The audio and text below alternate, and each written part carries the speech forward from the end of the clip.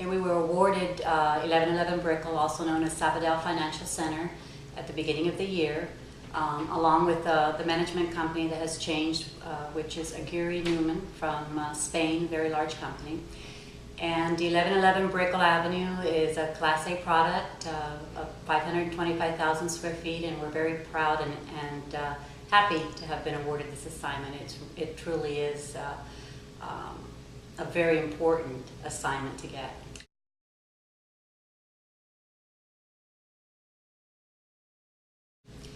Well, the first strategy is we have to get the information out there that there is space available. And considering that the building is 525,000 square feet, and we're really talking about a contiguous amount of space of 35,000, it's not large by the means of other buildings that have larger blocks of space available. But it has been a hidden jewel because of its continued occupancy. So our first goal and our first attempt is to market it, that we're here again and we're ready to work with you in leasing the building. And it's a natural process in our industry. We've seen it for the many 20 plus years that we've been in the business. When a building has been fortunate to have such high occupancy, it falls off of everybody's radar screen. You're not on their call list when someone needs 5,000, 10,000 square feet. So our job as the exclusive service providers here is to make sure we get that message out. I think at the beginning of last year, rents were still falling, and what we've seen is they pretty much have stabilized.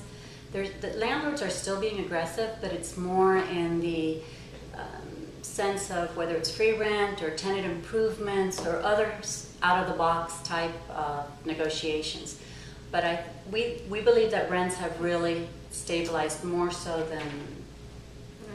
than we thought it would be so quickly.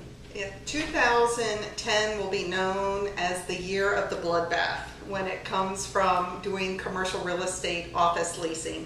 And you know, the deals of the century were happening last year, first, second, third quarter. Towards the end of third quarter last year, it was palpable. There was a paradigm shift in what was happening in lease negotiations. Why? Because many of those new to market buildings were able to shore up with their lead tenants, their significant name tenants, to identify their buildings, so they've started to pull back on their concession packages.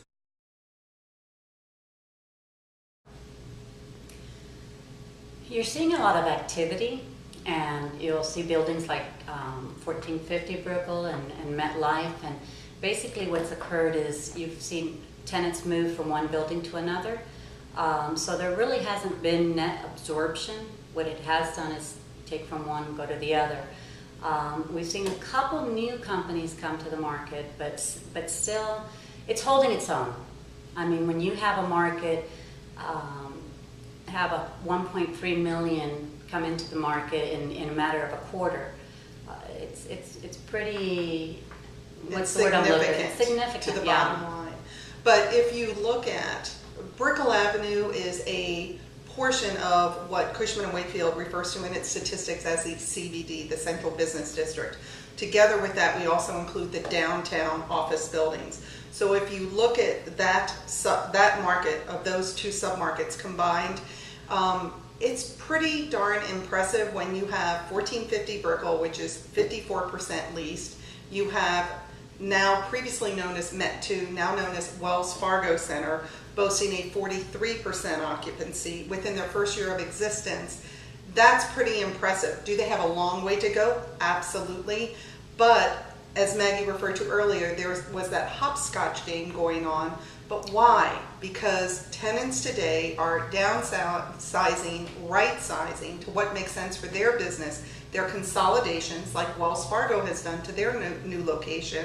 So it makes sense. That's what also I think is going to give us a competitive advantage in the marketplace, because this building, Sabadell Financial Center, has one of the most efficient floor plates.